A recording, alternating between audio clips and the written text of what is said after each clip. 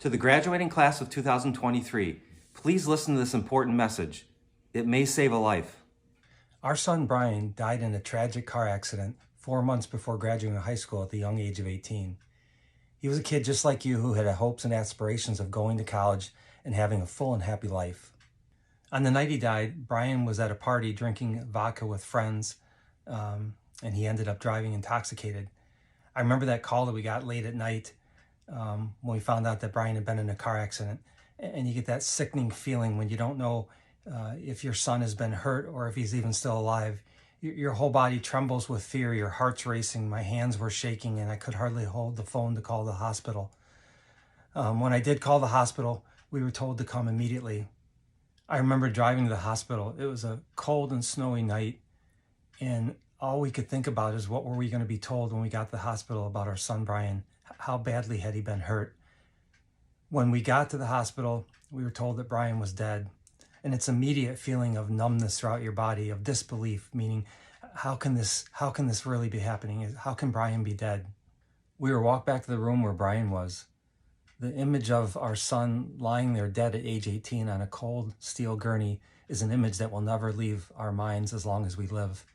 His lifeless body lying there looking like he was asleep, praying he was only asleep, but knowing all too well that he was dead and never coming home with us. It's the worst singular feeling that we've ever felt in our lives. The second worst feeling was going home about an hour later and telling our other 3 children that their older brother Brian was dead and gone forever. The pain we inflicted upon them in the middle of the night was unthinkable. I mean, there's no words that I can describe that will give justice to what took place that night. At our children's request, we took them to the hospital to say goodbye to Brian. It'd be the last time they get a chance to see him so close to being alive. They each took their turns saying goodbye to Brian. It was heartbreaking to watch Kevin, Julie, and Christy say goodbye to their big brother Brian forever that night. The image of him lying there dead on a cold gurney permanently seared into their minds forever. That life that we used to have with Brian is now gone, and a new life, a new unwelcome life, has now taken its place. We tell you this story because Brian could be any one of you if you choose to drink. And we say choose because it's your choice and nobody else's. Once you take that first drink of alcohol, you are no longer making the decisions. The alcohol is. You're putting yourself or others at risk for injury, or even worse, dying like Brian. Now you may say Brian was stupid and not a responsible person. You would never make that mistake and it could never happen to you. Well, let me tell you, Brian used to say that too, and look how it turned out for him. Brian was not stupid. He had a 4.5 GPA, a 32 ACT, he was a 4 handicap golfer, and he was accepted to the University of North Carolina at Chapel Hill, which was his #1 choice in colleges. Brian always made good decisions until alcohol was involved. You see, you can't make good decisions when you're drinking alcohol. You think you can, but you can't. Brian proved that. He is now frozen in time at the age of 18 with no chance to move forward or make a difference in the lives of others. You, on the other hand, are very much alive and able to make your destiny what you want it to be.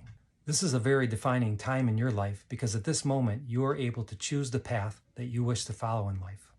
At this moment, you have the chance to help change the future by taking a stand against drinking, especially drinking and driving. You are able to define who you are and make a difference now. It is your time to be a leader that others will want to follow. It is a privilege to be alive and to be able to make a difference in the lives of others. Brian lost that chance with a bad decision, and we're sure he wouldn't make that same mistake twice. But for Brian, there is no second chance, no chance to redo things.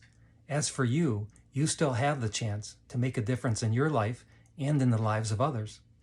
If we could ask you to remember just one thing from this letter, it would be to have fun without drinking.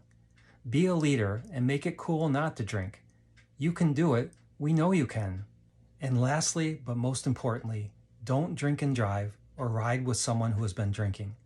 If you could only experience for a brief moment the extreme anguish and pain that we feel over Brian's death every moment of every day, you would then better understand what drinking can cost you and your family. Please think about it. Think about what Brian lost, all his hopes, dreams, and ultimately his life as a result of alcohol. Please don't make the same mistake. Stay safe and make it to graduation. Don't put your family through what we are going through. And if I could ask just one favor of you, it would be for you to share this video with all your friends and social media outlets in hopes that we can save the life of just one senior this prom and graduation season.